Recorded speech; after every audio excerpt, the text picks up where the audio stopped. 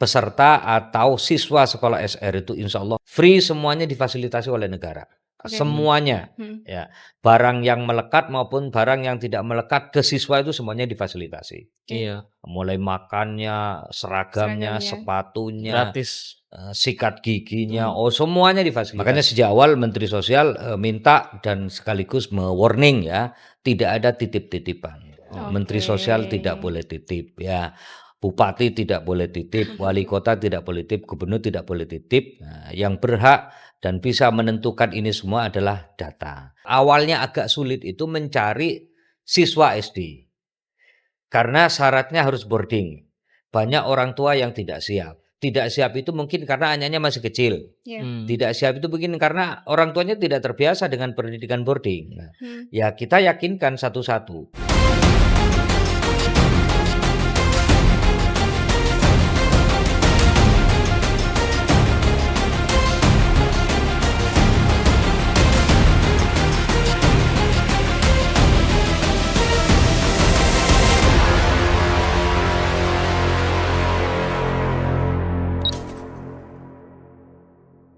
Selamat datang di podcast WIB, Waktu Indonesia Go ID Bicara bersama saya Berlian Ayu. Saya Yahya.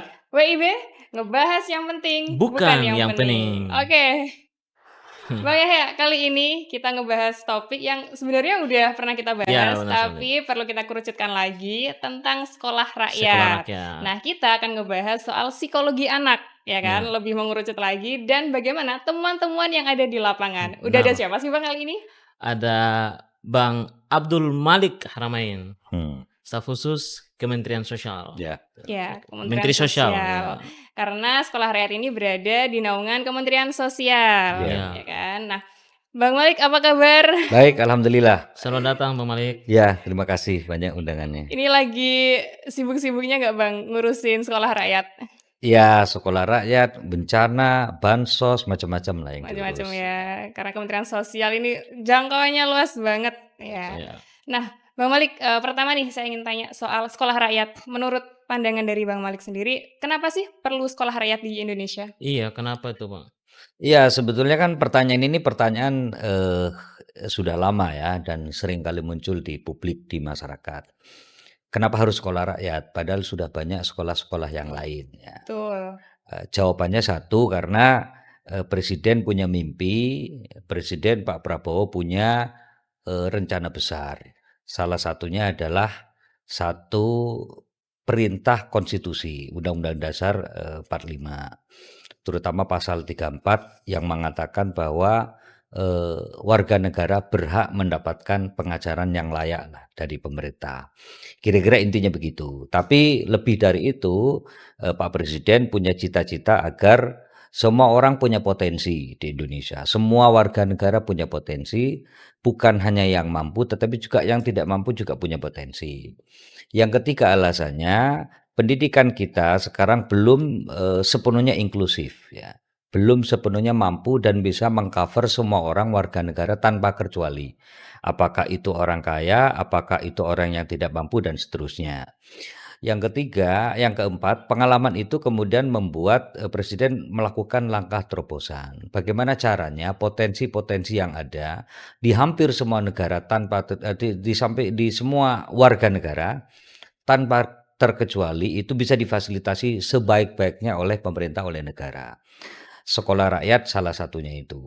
Alasan kelima yang saya kira juga penting banget bahwa ini kemiskinan di Indonesia masih terus tinggi angkanya.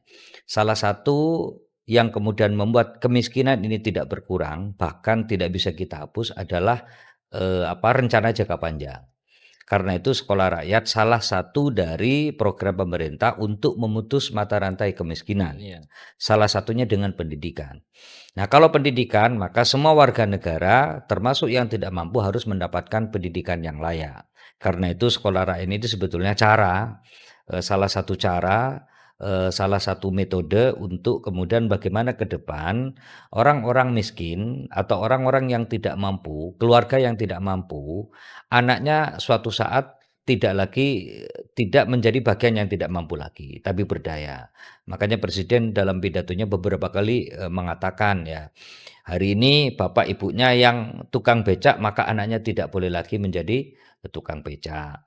Hari ini orang tua yang tidak mampu dan tidak punya penghasilan yang layak, maka besok ke depan anaknya harus punya kemampuan dan punya penghasilan yang layak. Itu salah satu yang kemudian, menjadi cita-cita besar Presiden Indonesia. Karena itu Presiden kemudian meminta kepada Kementerian Sosial. Ini pertanyaan kedua, kenapa harus Kementerian Sosial? Kenapa harus tidak Dikdasmen? Iya, betul. Pertanyaan selanjutnya kan begitu. Tetapi, salah satu tujuan penting dari SR atau Sekolah Rakyat ini adalah mengakomodasi, putra-putranya warga yang tidak mampu. Nah, karena itu berkali-kali kita sampaikan bahwa, SR ini yang unik, yang menjadi khasnya adalah, putra-putranya warga yang tidak mampu.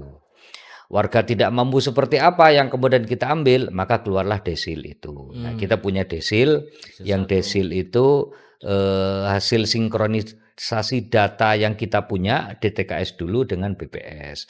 Maka keluarnya lah Data Tunggal Sosial dan Ekonomi Nasional atau DTSN itulah. Itulah yang kemudian menjadi dasar utama sehingga siapa yang akan kita ikutkan sebagai peserta siswa dalam SR itu. Nah, berdasarkan data-data itu. Makanya kita ambil, dari DTSN yang kita punya itu kan ada 10 desil.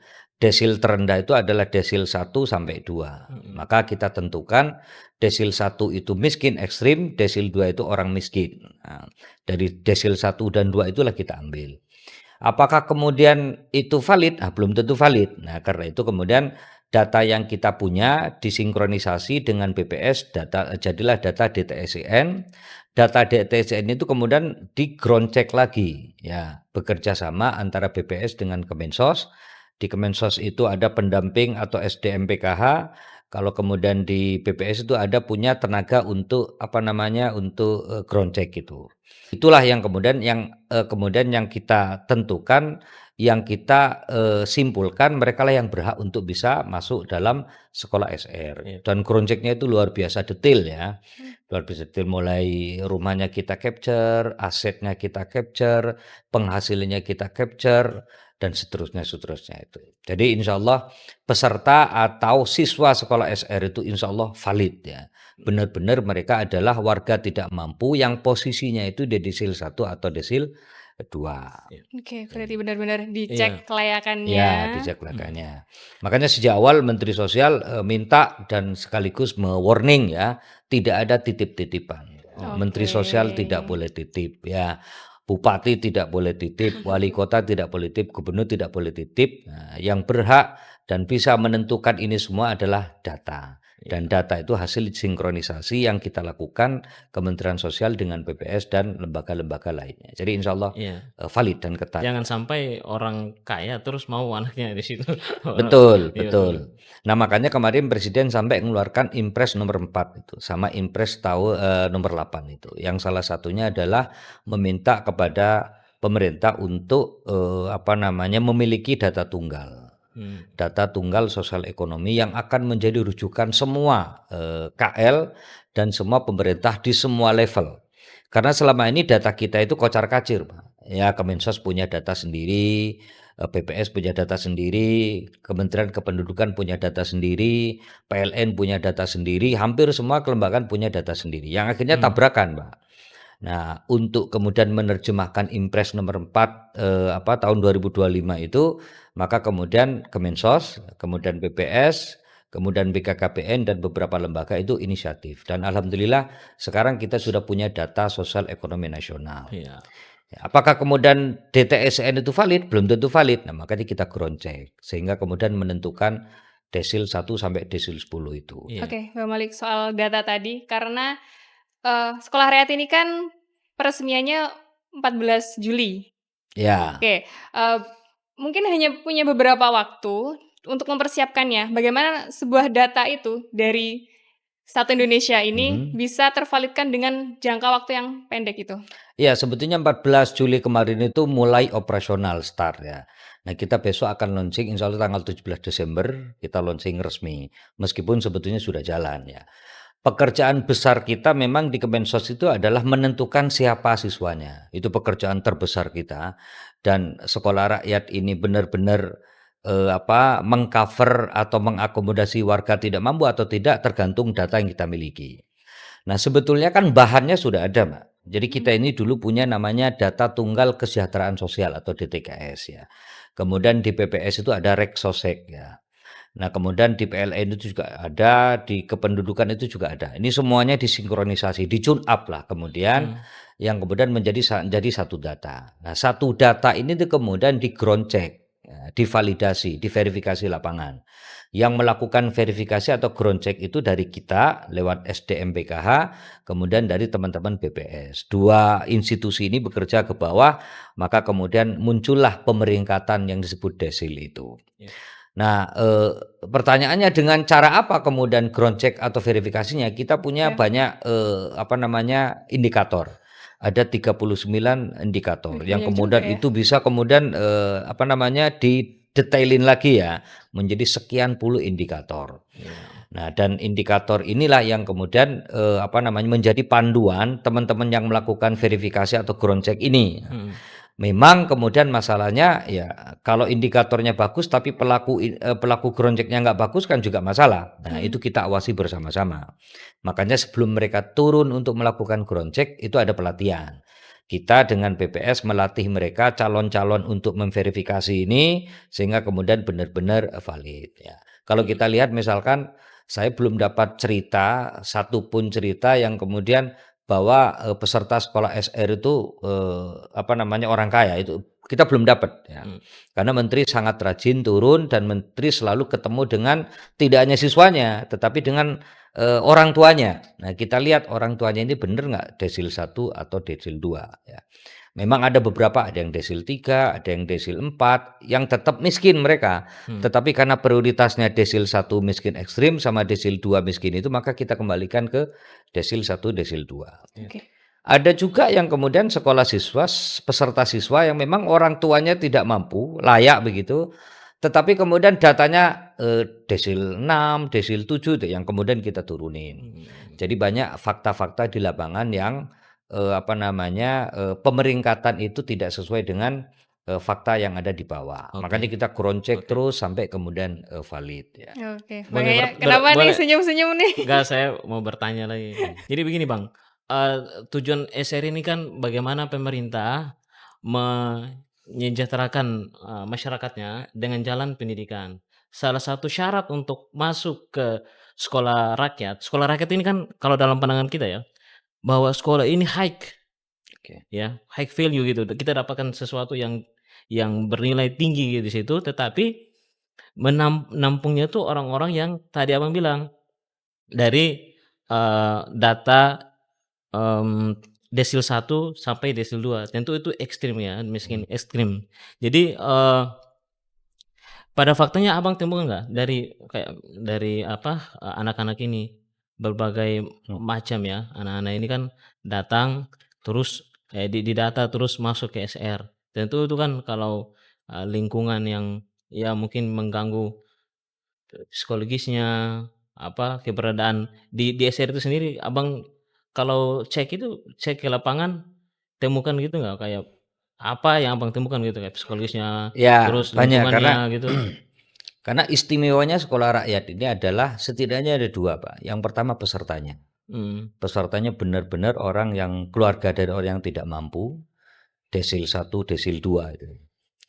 Yang kedua adalah istimewanya adalah boarding Pak, atau sekolah berasrama.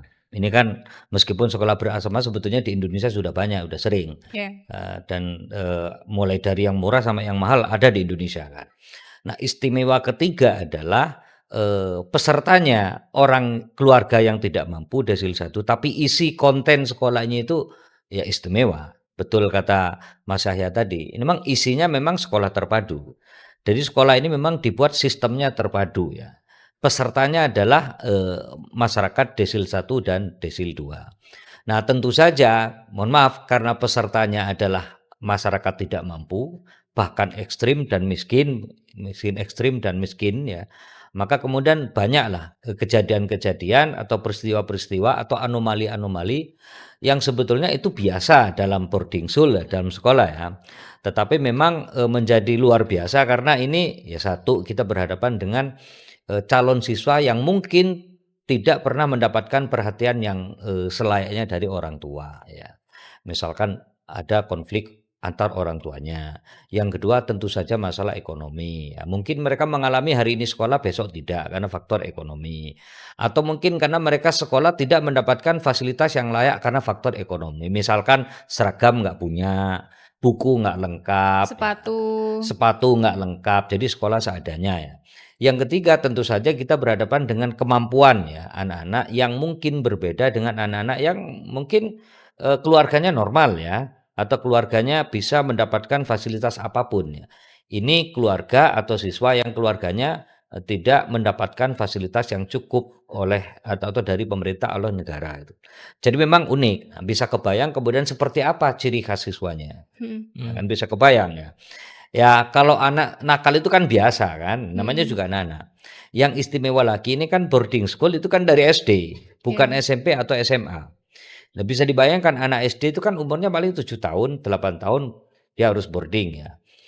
Yang selama ini tidak pernah mungkin mendapatkan pendidikan sampai nginep sampai boarding itu kan juga jadi masalah. Nah, karena itu kami mencoba untuk bukan memperbaiki, membangun manajemen yang inklusif. Jadi di SR itu kan tidak hanya kepala sekolah, ya, tidak hanya guru, tapi ada 2 unsur yang paling menentukan di sekolah rakyat, yang namanya wali asuh dan wali asrama. Wali asuh dan wali asrama itulah menurut saya yang paling banyak dan paling berpengaruh terhadap psikologi, perkembangan, dan kesehatan anak-anak. Karena yang mendampingi day to day mereka itu atau jam per jam itu adalah wali asuh atau wali asrama ini. Kalau kepala sekolah itu lebih kepada manajemen kan, guru mungkin habis ngajar mereka sudah pulang dan seterusnya. Tetapi wali asuh dan wali asrama itu stay di sekolah itu, syaratnya harus nginep dia. Karena dia harus day to day mendampingi siswa-siswa mulai dari bangun tidur, mulai dari mandi, mulai dari makan, sampai kemudian tidur lagi mereka mendampingi itu semua. Itu 2 orang yang berbeda atau 1 orang? Berbeda. Bedanya Jadi wali asuh dan asrama? Kalau wali asuh itu lebih kepada mendidik misalkan minat dan bakat siswa gitu kan. Ini siswa diarahkan kemana? Ini kenapa kemudian ada siswa yang mungkin dibanding siswa lain perkembangannya jauh. Nah, itu wali asuh. Tetapi kalau wali asrama itu jagain di kamarnya masing-masing. Jadi ngontrol dan ngawasi mulai mereka sebelum tidur sampai mereka bangun lagi. Pembagian waktunya gimana itu, Bang? Ya wali asramanya kan nggak satu, banyak kan beberapa. Wali asuhnya juga nggak satu, banyak. Jadi mereka bagi-bagi tugas lah. Ada yang misalkan mereka dari pagi sampai siang, kemudian dari siang sampai malam dan seterusnya itu dibagi mereka. Nah, kan kegiatannya kan banyak mereka. Ya mereka misalkan bangun jam 3:30, kemudian yang muslim sholat subuh, kemudian ngaji, kemudian mereka harus mandi, kemudian tidur, semuanya diawasi, semua dikawal. Kemudian mereka berangkat sekolah, kemudian habis sekolah mereka ngapain terus dikontrol begitu. Bisa kebayang kan anak-anak mungkin yang tidak pernah ketemu dengan aturan yang ketat begitu tiba-tiba kemudian masuk dalam sekolah boarding yang aturannya mungkin dianggap ketat. Sebetulnya tidak ketat sih, ini kan kehidupan sehari-hari saja. Cuma Lebih kita disiplin mungkin disiplin, ya.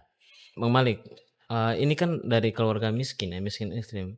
Nah, selain kondisi tadi, kalau SR ini kan semacam kayak kita mau bilang ke masyarakat bahwa ini loh, sebenarnya kalau dikelola anak-anak ini dengan bagus, yang kita tidak sadari bahwa anak-anak ini ternyata memiliki potensi ini dan ini, dan itu berbagai macam potensi diri gitu.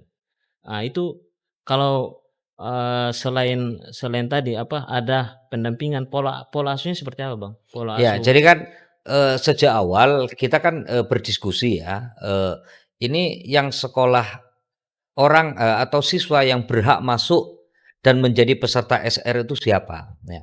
Proses masuknya itu apa diseleksi atau tidak, kan begitu. Akhirnya keputusan presiden pokoknya seleksinya administrasi dia miskin. Dia tidak mampu masuk SR. Tidak ada kemudian seleksi kemampuan atau seleksi akademik itu tidak ada. Karena itu kemudian Menteri Sosial Gus Ipul kemudian berinisiatif untuk mencari gimana caranya kita bisa membaca potensi masing-masing siswa ini. Nah, kemarin kita disupport oleh ISQ, Pak Ari Ginanjar, yang kemudian memberikan fasilitas kepada kita untuk memotret atau mengcapture potensi-potensi sekian ribu anak itu. Ya, mohon maaf, meskipun mereka pendidikannya sebelumnya nggak jelas, bahkan mungkin potensinya tidak kelihatan. Nah, kita punya cara, ISQ itu punya cara untuk mendetek potensi dan bakatnya anak-anak sekolah. Jadi kita udah punya daftarnya. Sekian ribu siswa itu sudah punya. Ini ada yang jadi ada yang jadi jurnalis, ada yang kemampuannya jadi macam-macam lah, itu ada semua bakatnya. Nah, tetapi bakat-bakat yang kita capture itu kan tidak bisa kemudian tidak bisa dibiarkan. Nah, karena itu kemudian wali asuh, wali asrama itu sudah punya modal. Ini anak ini kemampuannya di bidang apa, potensinya di bidang apa, dan seterusnya. Karena di SR itu kan ya karena anaknya heterogen, kemampuannya juga heterogen. Ada yang misalkan ada yang hafal Al-Quran itu 5 juz, 12 juz, itu juga ada. Ada yang bahasa Inggrisnya bagus, ada yang bahasa Arabnya bagus. Ini kan potensi ya. Jadi tidak kemudian semuanya tidak punya potensi ya. Mereka punya potensi masing-masing. Makanya kemarin kita bersyukur dibantu oleh ISG untuk melihat dan mengcapture potensi masing-masing anak. Dan daftarnya sudah ada. Nah, tinggal mengembangkan ini seperti apa. Jadi sekali lagi wali asuh, wali asrama itu menentukan di sini. Selain kemudian kegiatan-kegiatan ekstra kurikuler ya, misalkan ada pelatihan pengembangan seni dan budaya dan seterusnya, itu semuanya kita siapkan. Laboratorium juga udah kita siapkan. Oke, Bang. Mungkin lebih ke lapangan nih, ada nggak temuan khusus yang sepertinya anak ini perlu pendampingan sendiri nih, karena mungkin berasal dari keluarga yang berbeda atau mungkin ada adaptasi-adaptasi yang harus dilakukan ketika di SR? Ada. Jadi misalkan tiba-tiba kemudian kemampuannya berbeda. Yang satunya cepat, satunya lambat atau setengah-setengah. Makanya kita pakai sistem matrikulasi itu. Nah, sama kita sistem pakai pseudo teacher itu. Jadi terhadap anak-anak yang lambat banget, maka kita berikan ekstra. Karena sifatnya boarding school, maka gampang untuk itu dilakukan. Ya, kita siapkan juga. Beda misalkan kalau sekolah tidak berasrama, pulang begitu kan susah. Nah, ini kan boarding school. Jadi ada anak-anak yang perlu special treatment yang dilakukan oleh guru tertentu atau dilakukan oleh wali asrama, wali asuh. Untuk kemudian agar seimbang lah nanti. Temuannya apa itu, Bang? Ada anak yang bacanya tidak bisa sama sekali. Itu di SD ada. Di SMP ada yang masih bacanya terbata-bata juga ada. Itu didampingi.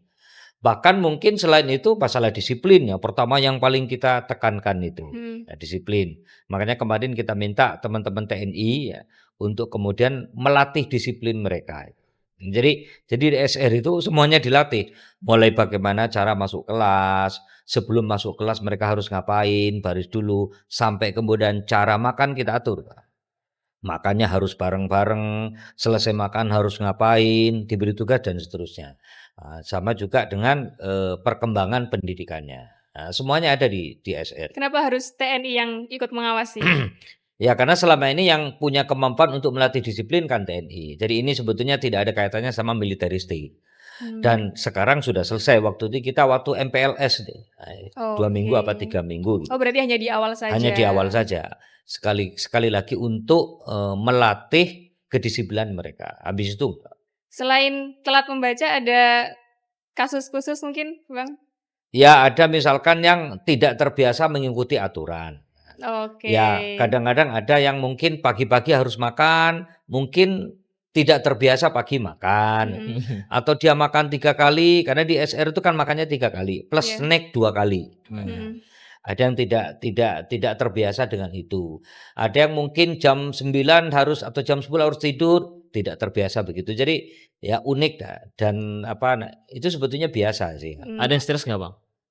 Stres juga ada, ya Stres gimana nih bukan maksudnya? bukan stres itu Iya. maksudnya nggak betah ya. Nggak betah Oh, ya, Biasa kan oke. kalau di pondok nggak betah, Mhm. kemudian pingin pulang, ya ada yang Dipulangin gitu, Bang? kita pulangin kemudian kita ambil lagi. Nah, Mmm. kadang-kadang juga ada orang tuanya yang tidak kuat. Mungkin orang tuanya tidak terbiasa memondokkan anaknya ya, atau menyekolahkan anaknya dengan skema boarding school itu juga ada. Nah, Mhm. semuanya kita hadapi. Tapi alhamdulillah sampai sekarang baik orang tuanya maupun anaknya pelan-pelan sudah mulai betah dan sudah mulai terbiasa dengan boarding school. Oke. Ya biasa kan karena satu mungkin belum kenal sama temennya, Iya, bisa yang jadi. kedua biasanya mereka tidak berhadapan dengan aturan kedisiplinan, tiba-tiba mereka biasalah Oke, dalam karena siswanya perlu ekstra nih mhm. pendampingnya, jadi pendampingnya pun, guru-gurunya pun juga harus lebih ekstra juga ya, Bang, ya? Ya, jadi kepala sekolah, kemudian guru, apalagi kemudian wali asuh dan wali asrama kita latih. Hari ini masih, Hmm. kita melatih, yang ribuan wali asrama dan wali asuh ya. Jadi semuanya kita latih. Yang pertama kita ingetin bahwa kepala sekolah, guru, wali asuh, wali asrama itu bahwa yang mereka hadapi itu adalah, kira-kira anak yang punya ciri khas kayak begini, Mmm. ya. Yang mereka hadapi dan mereka didik adalah kira-kira anak yang dulu hidupnya seperti ini. Jadi mereka tahu background-nya. Mhm. Profil masing anak-anak itu mereka tahu ya, sehingga Mhm. mereka tahu bagaimana cara menghadapi anak-anak itu. Latihan sabar juga nggak nih buat Ya pastilah, kemudian kesabaran pasti. karena membimbing anak banyak itu kan juga perlu kesabaran tingkat tinggi Iya. gitu. Ya. Regulasi atau aturan untuk tadi kayak orang tua tadi itu gimana, Bang? Ya kita Kan punya juknis ya. hmm. Kita punya juknis kapan anak itu boleh keluar, kapan anak itu liburan, kapan anak itu boleh dijenguk ya. Makanya kemarin kita bikin aturan terhadap anak-anak yang SD itu kan, maka boleh dijenguk Mmm. tiap hari oleh orang tuanya. Tapi tidak untuk sekian jam ya, Mhm kita mhm. atur jamnya kapan, kita atur jamnya. Iya. Dan tidak boleh dibawa pulang. Nah, kalau yang sakit kita rawat ya, semua fasilitas ada. Orang tuanya boleh nginep? Nggak boleh, Enggak ya? orang tua nggak boleh, Harus keluarganya pulang. nggak boleh. Nah, kemarin kita bikin aturan untuk siswa SD boleh, untuk menjenguk saja, habis itu, pulang. Kalau dilanggar, Bang? Ya, yang kita nggak kasih fasilitas, Mmm. keluarga atau orang tuanya untuk nginep, nggak ada itu. E Ya mau tidak mau mereka harus pulang Harus gitu, pulang harus ya? pulang. Makanya kita kasih waktu setiap hari boleh jenguk. Untuk yang SD ya, boleh jenguk. Nah, kemudian, kita kasih waktu teman-teman untuk bisa keluar, kita atur. Ya samalah seperti, pondok-pondok atau boarding school yang lain. Jadi memang rigid, kita punya juknis, Pak. Mhm mhm. Juknis termasuk juknis tentang kapan orang tua bisa jenguk, hmm. jam berapa orang tua bisa jenguk, di Mhm. mana mereka kita kasih tempat untuk jenguk, untuk ngobrol dan seterusnya itu. Oke. Semuanya ada, Mhm. detail itu. Dari juknis itu mungkin ada ini nggak, Bang, peraturan kalau misal dilanggar ada punishment-nya nih, buat Iya. menegasi anak-anak Nah, itu supaya disiplin? Ya, otak tetap kasih kita komunikasi sama orang tua ya. Nah, Mhm. hmm. jadi kan, komponen penting dari pendidikan itu kan satu orang tua ya. Meskipun ada kepala sekolah, ada guru, ada wali asrama, wali asuh, tapi Mhm. tetap orang tua. Apapun yang terjadi dengan anaknya, tetap kita komunikasikan sama orang tua. Misalkan ada anak yang tanda petik nakal ya, tetap kita komunikasiin sama orang tua. Mmm. Ada anak yang memang tidak betah maunya pulang, itu juga kita Iya. komunikasikan sama orang tua gitu kan. Dan sampai sekarang, eee, orang tua mereka itu, happy dan enjoy ya dengan memang awal-awalnya sih begitu ya, biasalah semua, boarding school begitu kan. Tapi alhamdulillah sampai sekarang, saya belum dapat data informasi berapa jumlah anak keluar dari SR itu hampir tidak ada. Ya karena mereka memang Nyaman nyaman mohon maaf, kayaknya, nyaman, udah nyaman. membutuhkan gitu. Nah begitu juga siswanya, ya awal-awal dulu juga ada siswa yang melanggar aturan itu biasalah, Mhm. tapi belakangan mereka sudah disiplin, mereka sudah bisa mengikuti aturan sekolah, bahkan mereka juga bisa mengikuti pelajaran-pelajaran yang di sekolah. Itu perkembangan ya, Bang, ya? Ya Perkembangannya. perkembangannya itu. Nah, makanya kemudian kita kasih, banyak kegiatan di sekolahan itu, mulai Oke. kegiatan baris, mulai kegiatan seni dan budayanya, pokoknya potensi mereka itu kita coba, maksimalkan Ya, Bang. sesuai Kalau ini dengan kan, di daerah yang kurang mampu, miskin sampai miskin ekstrim. Mungkin kebanyakan juga di pedalaman-pedalaman daerahnya. Kemudian apa yang menjadi tantangan ketika di lapangan, mungkin dari background keluarganya atau tantangan di daerah tersebut? Sebetulnya lebih banyak tantangannya dari keluarganya ya.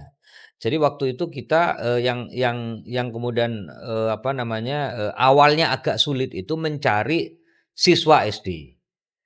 Karena syaratnya harus boarding. Banyak orang tua yang tidak siap. Tidak siap itu mungkin karena anaknya masih kecil. Iya. Tidak siap itu mungkin karena orang tuanya tidak terbiasa dengan pendidikan boarding. Nah, Hmm. ya kita yakinkan satu-satu yang pada akhirnya mereka mau. Makanya yang kita tugaskan untuk merekrut, siswa SR itu ya, satu kita minta kepada, SDM PKH yang kita punya di bawah itu. Ya, mereka yang ngecek ini ada KPM itu keluarga penerima manfaat ya. Ini punya anak apa enggak? Anaknya umur berapa? Anaknya masih sekolah apa enggak? Anaknya masih mau sekolah apa enggak? Semuanya atas persetujuan orang tuanya. Jadi misalkan ketika ada ini anak SD baik yang belum sekolah, akan sekolah maupun yang putus sekolah. Nah, itu kita kasih tahu kepada KPM orang tuanya itu. Ini SR dan harus kemudian boarding school. Ya awalnya memang ada yang mau, ada yang nggak mau, tapi akhirnya mereka mau dan sadar gitu kan.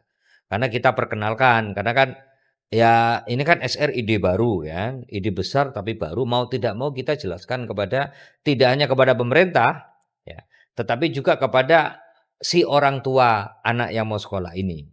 Ya kita juga dibantu oleh Kadinsos, kita dibantu oleh pemerintah kabupaten, pemerintah kota, sampai kemudian pemerintah provinsi bersama-sama meyakinkan ini fasilitas yang disediakan oleh presiden, oleh pemerintah yang harus dimanfaatkan oleh siswa atau orang tua warga tidak mampu. Di dalam ruangan kelas ini, gitu. Ini baik penerimaan ya. Kan sekolah rakyat ini kan dengar-dengar itu di semua kabupaten kan ada. Sekitar kita kan punya 500 belasan kabupaten kota di Indonesia kan.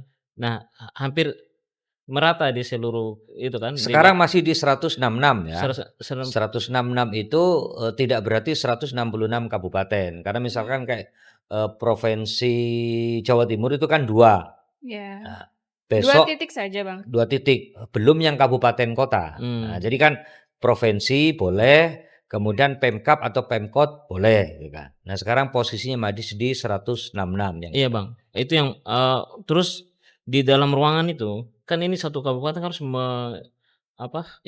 kolek kan banyak itu, banyak harus kan yang mau sekolah kan atau ada batasan nggak? Nah, jadi dalam targetnya ruangan target gitu? Targetnya nanti kan sekolah rakyat itu kan menampung 1.000. 1 unit sekolah rakyat itu yang ditampung 1.000 siswa SD, SMP, SMA itu total semuanya 1.000 itu kan. Satu kabupaten. Jadi yang kita wajibkan nanti presiden akan memberikan instruksi kepada semua bupati, wali kota, gubernur itu untuk mendirikan setidaknya dalam satu kabupaten kota itu satu unit sekolah rakyat. Menampung 1.000 itu. Nah, sekarang kan masih 15 ribuan dari 166 sekolah rakyat yang kita dirikan itu masih menampung 15 sampai 16 ribu siswa. Artinya ada yang 2 rombel, ada yang 3 rombel, ada yang 4 rombel. 1 rombel itu kan 25 orang isinya. Jadi masih terbatas. Ke depan proyeksinya memang minimal 1 kabupaten, 1 kota, 1. Iya. Ini penerimaannya tuh jadwalnya sama dengan sekolah pada umumnya? Ya reguler, ya mengikuti berarti. reguler. Nah cuma sekarang ini kan masih sementara. Iya. Yang sekarang 166 itu Mas, itu masih sementara. Bulan November ini atau tahun ini sudah mulai dibangun sekolah SR yang permanen. Itu 7 sampai 8 hektar nanti yang bangun teman-teman PU, PR ya. Iya. Nanti selesai 1 tahun mereka di sekolah rakyat kan mulai Juli, Agustus, September, Oktober, November. Kira-kira tahun depan bulan Agustus atau September itu udah selesai, pindah mereka ke gedung permanen ini. Nah, gedung permanennya bagus, top ya, kayak sekolah-sekolah unggulan yang ada sekarang. 7 hektar. Fasilitasnya lengkap, tidak hanya laboratorium tapi ada lapangan bolanya, semuanya ada. Free semuanya difasilitasi oleh negara. Oke. semuanya, ya. Barang yang melekat maupun barang yang tidak melekat ke siswa itu semuanya difasilitasi. Oke. Iya, Mulai makannya, seragamnya, Seragamnya, sepatunya, gratis. sikat giginya, Hmm. semuanya difasilitasi oleh sabun cuci bajunya pemerintah. juga. Nyuci bajunya semuanya Terus kemudian difasilitasi. gimana dengan bangunan yang sudah dibangun sekarang, Bang? Apakah langsung ditinggalkan kemudian Enggak, yang kosong? sekarang kan kita memanfaatkan, gedung-gedung yang ada. Itu Mhm. punya Kemensos ada 47 sekian. Kemensos itu kan punya 6 balai, punya 31 sentra. Itu kita permak, kita renov minor, nah sekarang dipakai untuk SR. Sama beberapa bangunan miliknya, kabupaten dan kota dan provinsi. Ini sementara, nanti sambil kemudian menunggu, gedung permanen yang sudah dibangun oleh, teman-teman Kementerian Berarti PUPR. bangunannya akan dialihfungsikan yang lama? Yang lama tetap seperti balik ke fungsi awal. Jadi misalkan di Oke. balai, kita punya balai besar di Bandung ya, Mhm. atau kita punya, pusat diklat di Margaguna itu kan, di Kemensos yang besar itu. Mhm. Nah, selama ini kan dipakai untuk memang, pusat pengembangan dan penelitian ya. Sementara dipakai SR. Nanti selesai maka Pusdiklat ini berjalan seperti biasanya. Oh. Ada misalkan balai besar kita di Bandung ya, yang Mhm. dipakai itu kalau nggak salah 4 sampai 5 rombel. Mhm. Nanti balik lagi ke fungsi awal. Oke. Jadi tidak terganggu. Karena pembangunannya dibantu Iya. oleh Kementerian PUPR Ya. dan sekolah rakyat ini kan tidak hanya melibatkan 1, 2 kementerian juga, ada Iya. Kementerian Pendidikan Yes, juga. betul, betul. Bagaimana Bang koordinasi dengan kementerian lainnya ini? Ya itulah, makanya kita punya menteri Pak Saifullah Yusuf yang, luar biasa komunikasinya ya. Karena SR itu nggak bisa hanya ditangani oleh satu kementerian. Yang terlibat dalam SR itu banyak. Nah, Kementerian Sosial, kemudian gurunya kita melibatkan Dikdasmen, kemudian kurikulumnya juga kita melibatkan Dikdasmen dan Ditis, ya.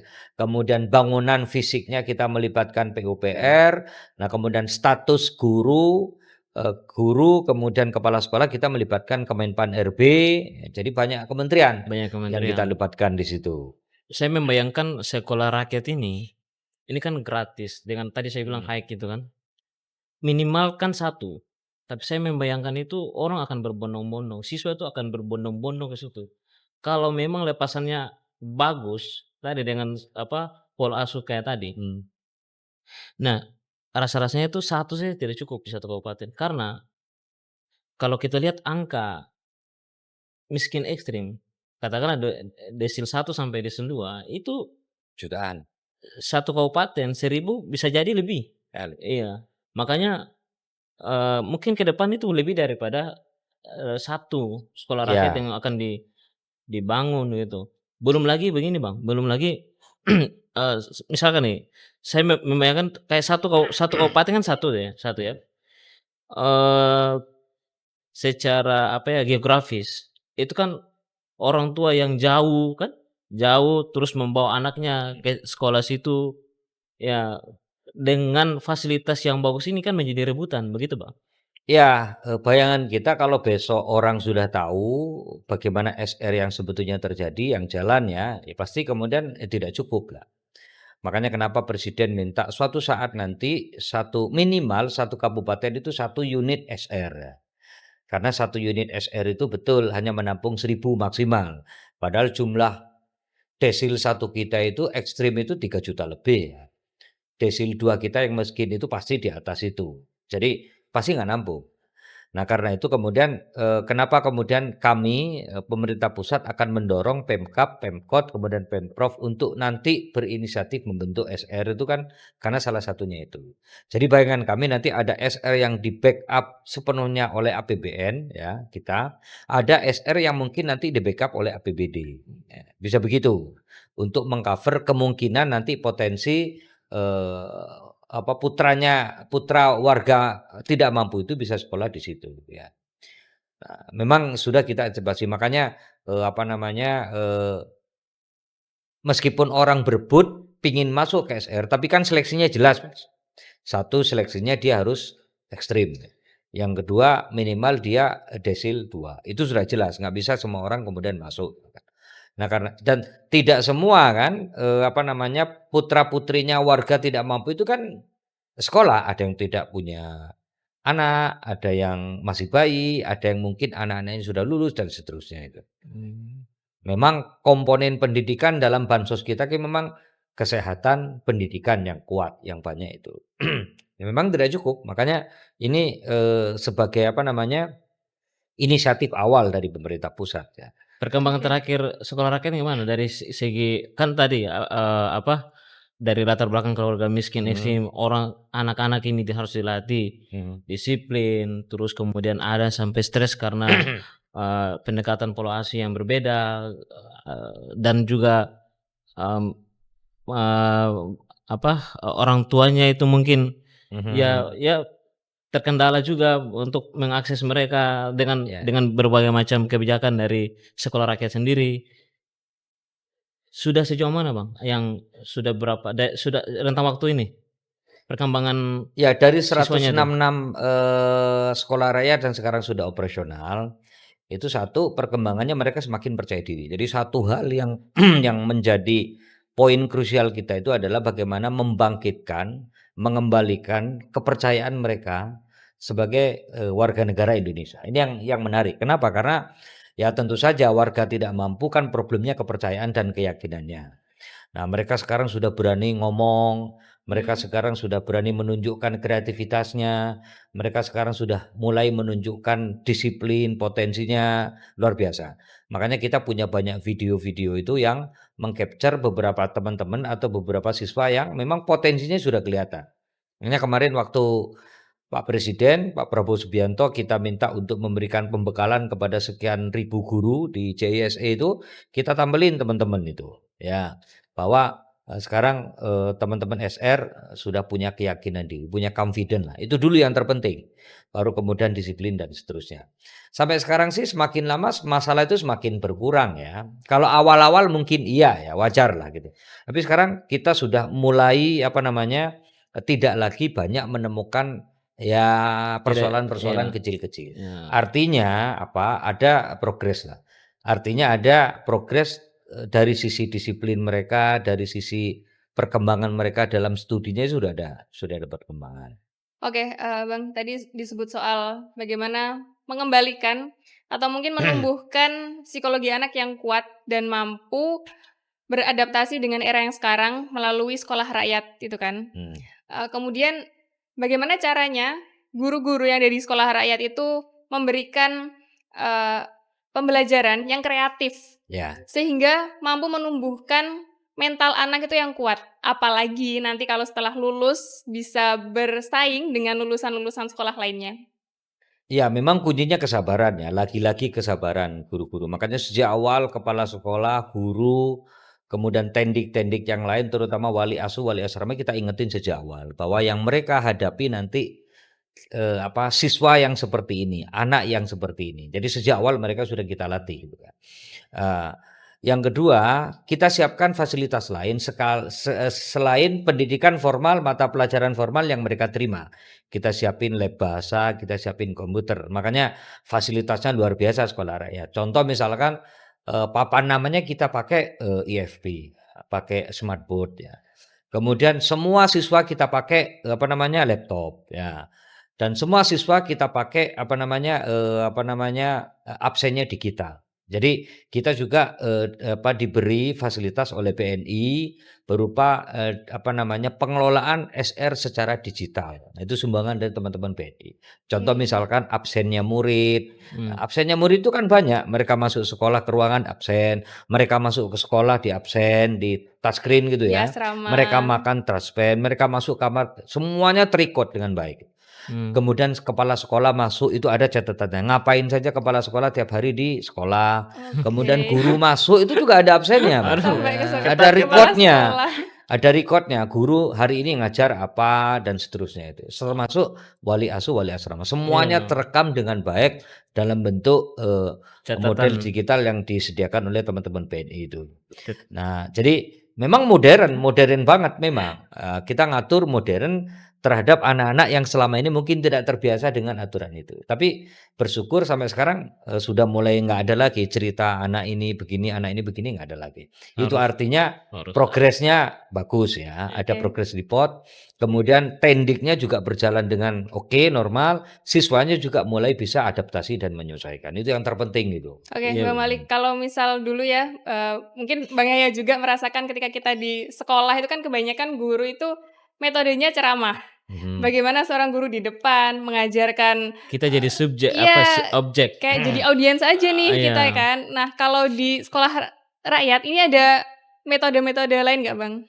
Ya metode yang baru yang lain mungkin pengembangannya, di pengembangannya. Makanya karena sekolah rakyat ini masih baru, maka mengakomodasi sekian banyak potensi itu masih terbatas. Tapi kita sudah siapkan lab-nya. Kita siapkan lab-nya. Misalkan ada salah satu siswa di STIS itu yang dia hafal Quran itu 7 juz. Ya, kita datengin orang untuk kemudian mengawal dan bisa meningkatkan hafalannya itu. Jadi banyak lah. Ada kemudian teman yang di mana itu di Bandung kemarin itu yang, bahasa Inggrisnya oke, di Balai Bandung itu. Ya kita fasilitasi sedemikian rupa. Meskipun itu juga fasilitas untuk teman-teman yang lain. Makanya fasilitas lab itu menjadi bagian, wajib yang harus difasilitasi lewat gedung-gedung baru nanti itu.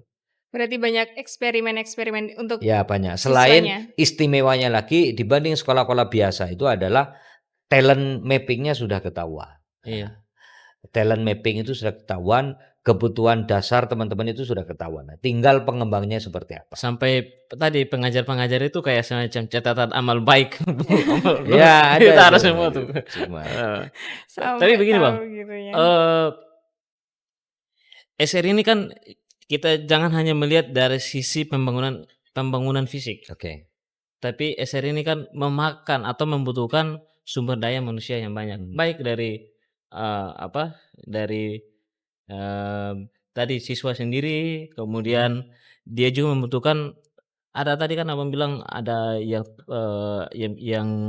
yang asuh, yang Gurunya, wali gurunya, asuh, guru asuh wali itu kan asrama. itu kan butuh berapa, Bang? Banyak itu. Apa nih anggarannya Bukan, maksudnya? Jumlah wali asuhnya. Iya, itu ini ya. Banyak itu satu SR itu kadang wali asramanya itu sesuai dengan jumlah rombelnya. Bukan rombel. Satu kamar itu kan isinya ada yang 7, ada yang 8. Itu butuh wali asuh. Tapi wali asuh yang kita rekrut ini kan bukan rekrutan baru. Jadi jangan sampai diasumsikan semua tendiknya SR itu orang baru rekrut. Enggak. Kayak kepala sekolah yang sudah ASN sudah ada. Ada datanya di Didasmen, tidak ngerekrut baru lah ya. Kemudian guru ASN juga itu sudah ada di Didasmen, cuma kita seleksi. Nah, tendik, wali asuh dan wali asrama itu juga bukan orang baru. Kita punya SDM PKH yang tadi saya bilang ground check gitu. Kita punya TKSK, tenaga kesejahteraan di kecamatan yang dimiliki Kemensos sejak awal. Itu kemudian kita rekrut, kita latih lagi. Jadi tidak orang baru ya. Nah, karena duit kan larinya nanti. Ini negara tidak lagi mengeluarkan uang untuk tenaga-tenaga baru itu. Jadi ini sudah terlatih orang-orang yang memang selama ini bekerja sebagai guru, kemudian tenaga kesejahteraan yang kita punya SDM PKH itu. Semuanya kita rekrut. Meskipun tetap kita seleksi. Karena tupoksinya kan jadi berbeda. Meskipun mereka sudah jadi masing-masing tendik ini wali asrama wali asuh itu rata-rata mereka sudah punya profilnya KPM-nya masing-masing. Rata-rata mereka sudah tahu profilnya orang tuanya calon siswa mereka udah tahu. Makanya kenapa mereka yang merekrut itu begitu. Ini si anak ini orang tuanya namanya siapa, kemudian di mana rumahnya, kemudian profil yang lain seperti apa mereka udah tahu, Pak. Si wali asrama wali asuh ini udah tahu mereka karena mereka yang merekrut gitu.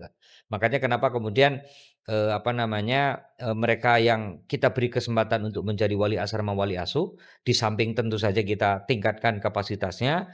Yang kedua memang karena mereka udah sejak awal tahu profil ibu, bapaknya, sama calon siswanya udah tahu mereka. Oke, ada guru honorer yang masuk juga nggak, Bang? Belum kayaknya. Dia honorer. mau masuk sebenarnya. Siapa Saya tahu bertanya nih. begitu, mewakili yang lain. Itu coba tolong tanya itu. Boleh juga. Iya. Ada perekrutan ini enggak? Soalnya kan gajinya kemarin udah ke-spill kan. Iya, buat Gaji guru. mereka itu kan gaji standar PNS kan ASN gitu gajinya. Dulu mereka, P3K kan, P3K itu Hmm. gajinya kira-kira 7 jutaan lah kalau S1 ya. Kalau SMA itu, atau diploma itu di bawahnya. Itu sudah masuk include tunjangan dan seterusnya itu. Itulah yang kita tugaskan salah satunya untuk ngurusin dan menjadi tenaga pendidikan di SR itu. Oke, Bang, terakhir mungkin, Hmm. bagaimana Bang Malik memandang sekolah rakyat 10 sampai 15 tahun ke depan? Masih ada nggak nih sekolah rakyat? Ya saya kira, harus sustain ya, harus sustain dan harus, berlanjut ya. Karena kita sama-sama setuju, sama sepakat, salah satu cara yang paling efektif untuk memutus rantai kemiskinan itu pendidikan, Pak. Nggak ada cara lain, Pak, ya. Bisa saja orang tidak pendidikan tapi bisa berdaya, itu bisa, tapi nggak Berapa banyak. persen dari itu sih? Ya, kalau kita Kan lihat sedikit. misalkan dari data itu 78% ya, anak yang hanya lulus SD, ya, itu, desil 1, desil 2 itu. Artinya dari total anak orang yang lulusan SD itu 78% itu warga miskin, Pak. Artinya apa? Artinya memang pendidikan menjadi salah satu cara yang paling efektif untuk memang butuh waktu ya. Iya. Makanya kenapa SR itu orientasinya ada 2 secara umum ya. Satu, lulusan SR SMA itu nanti bisa mau kerja, oke. Bisa terus sekolah, oke. Nah sekarang, Gusmen, Menteri Sosial sudah menyiapkan, bukan off taker ya, tapi kira-kira, kita menyiapkan tempat berikutnya. Contoh misalkan kemarin kita kerjasama dengan PT Pos Indonesia ya. PT Pos Indonesia bersedia menjadi tempat magangnya anak lulusan SR SMA. Ya. Yang kedua Oke. misalkan, PT Pos itu kan punya ULBI, Universitas Logistik dan Bisnis Internasional itu. Dia akan memberikan sekian persen beasiswa setiap tahun kepada lulusan SR jika ada yang mau sekolah kuliah. Nah, teman-teman BNI juga begitu. Makanya kita berharap agar BUMN-BUMN yang besar-besar ini bisa mengalokasikan sekian persen CSR-nya untuk menyediakan apakah anak ini mau bekerja ataukah anak mau sekolah. Nah, kita kemarin juga MOU dengan Sekolah Garuda. Nah, teman-teman SR yang lulus SMP punya potensi luar biasa dan masuk kualifikasi Sekolah Garuda, nah kita pindahkan ke Sekolah Garuda. Itu juga oke. Makanya sekarang kita lagi konsentrasi kepada bagaimana nanti lulusan SR. Kalau tadi kan kita nyari siswanya, data dan sebagainya ya. Kemudian ngecek potensinya. Sekarang setelah anak-anak lulus itu mau apa? Iya. Satu, ada yang mau kerja, oke kita cariin tempatnya, off taker-nya lah. Sampai disalurkan ya? Sampai kita salurkan. Nah, kita sekarang MOU dengan beberapa BUMN yang siap menerima. Tentu saja dilatih ya. Yang kedua, bagi anak lulusan SMA SR yang punya potensi dan bisa diterima perguruan tinggi luar negeri atau perguruan tinggi besar di Indonesia, nah kita cariin beasiswanya. Oh, Hanya dengan cara begitu, kemiskinan itu bisa kita kurangi ya. berarti tidak serta-merta lulus kemudian Kita ditinggal, biarkan enggak, kita dibiarkan. pikirin Ini sangat pasca lulusnya kita pikirkan. Sangat bertanggung jawab. Ya, Sangat bertanggung makanya kenapa harus sustain, siapapun menterinya nanti, siapapun presidennya harus Betul. sustain. Tapi Abang tahu nggak tuh slogan SR itu? Yang kemarin sekolah rakyat itu kan? Oh Slogan ya, apa tuh? sekolah rakyat, Cerdas bersama, cerdas tumbuh bersama, setara. tumbuh setara. Kok Iya, malah cerdas saya yang bersama, tumbuh setara. tumbuh setara ya itu. cerdas bersama, tumbuh Tumbuh setara, setara. iya. Seperti Ya, itu. SR sayangi ibu, hormati guru, kan gitu. Sayangi orang tua, hormati guru. Oke, Jadi menarik simbolnya sekali. adalah ini pokoknya kita ini sekarang kita ubah paradigmanya. Kalau dulu bansos seolah-olah selamanya, kita sekarang putus, Pak. Berdaya selamanya, bansos sementara, berdaya selamanya. Salah satunya sekolah rakyat ya. Biar memutus rantai kemiskinan. Benar.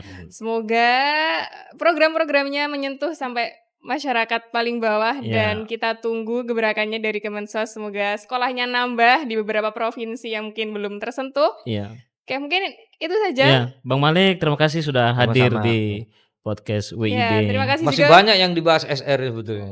Apa nih Bang? Belum kesempet. Kalau mau siap seri ketiga, ayo. Bisa topik apa nih Bang yang menarik lagi nih?